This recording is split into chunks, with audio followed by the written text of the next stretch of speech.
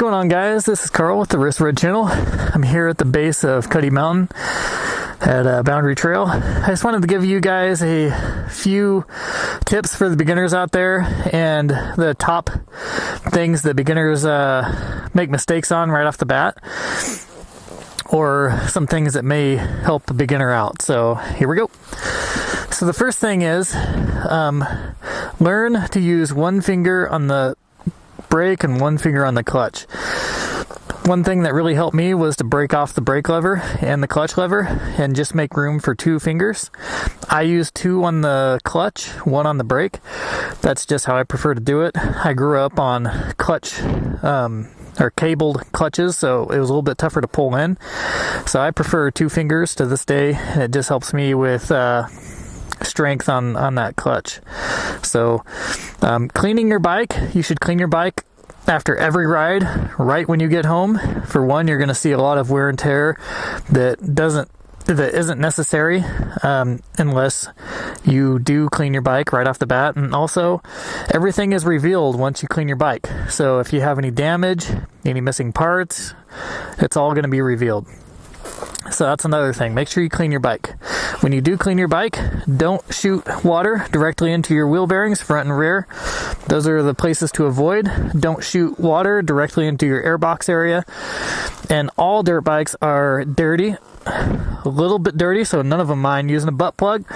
Make sure you put a plug in here, because you can spray right up to this edge right here, get all that oil off of there, and it'll keep you from getting water into your exhaust system.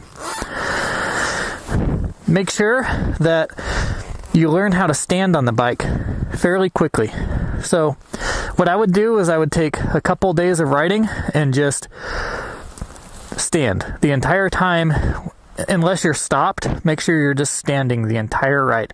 You want to learn how to use the clutch and shift and use the brakes all while standing. That was a big hurdle for me when I was first riding, because I would always want to sit down on the bike. I just felt like I had more control. I felt like I was more grounded. But that's one thing you want to learn how to do pretty quickly is just stand most of the time. And also, you want to have your when you are riding, you want to have your elbows up. That's the classic mark of a beginner, is when you have your elbows down and you lose leverage on the bike. So if you hit anything, the bike is just going to be against wet noodles. You know, you're not going to have a lot of strength in your arms. It takes a little bit more effort, but if you keep your arms at a 90-degree angle, it'll give you a lot more strength. And if you hit an obstacle, your arms will naturally pivot that direction and you'll have a lot more strength. Let's see.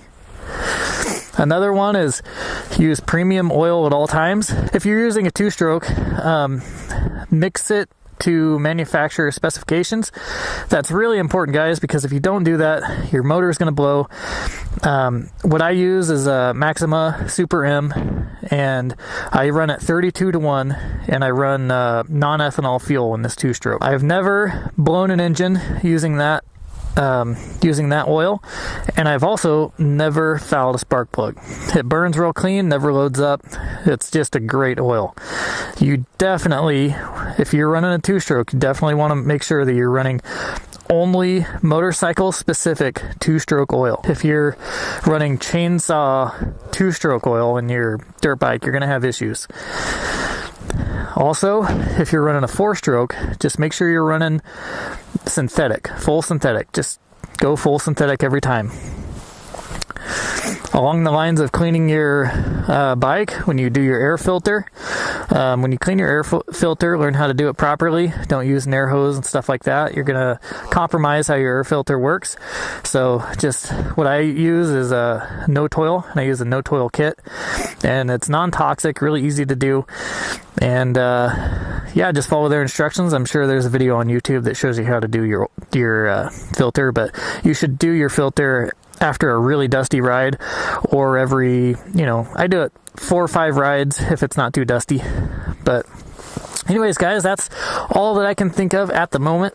I hope some of those tips help you guys out as beginners. I'll catch you on the next ride. See ya.